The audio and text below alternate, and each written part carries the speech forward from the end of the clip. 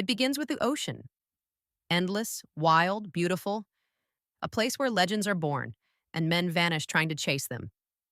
In a world ruled by kings and gold, there were those who refused to kneel. They called them criminals, thieves, pirates. But to them, it was never about stealing. It was about freedom. And among them, there was one man who wore that word like a crown. He wasn't the strongest, or the fiercest, or even the most loyal. But he was clever, dangerously clever, with a grin that could talk you into trouble and a plan that might just get you out of it. He sailed not for treasure, but for something far rarer: his ship, his freedom, his name. But even legends fall. Once he'd been the captain of the fastest ship on the seas, until his own crew betrayed him. They left him stranded, alone, under a burning sun, with nothing but the taste of salt and vengeance. And when he came back, it wasn't to forgive.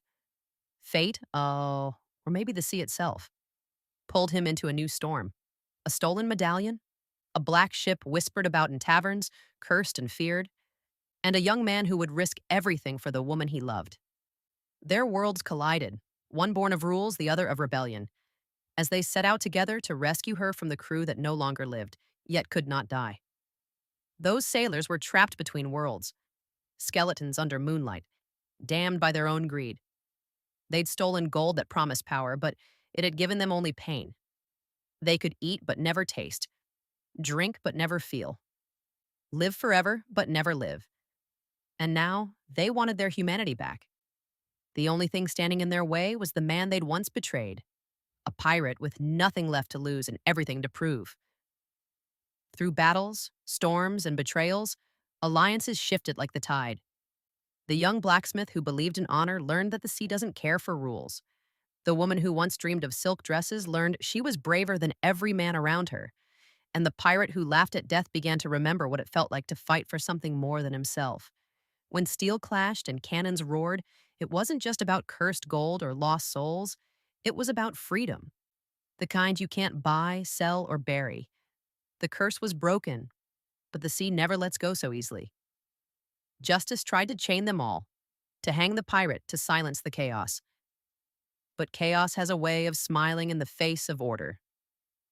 With a wink, a few clever words, and a final daring escape, he slipped through the noose and vanished into the horizon.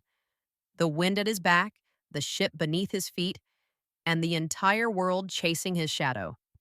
For the young lovers, it was the end of one adventure and the beginning of another.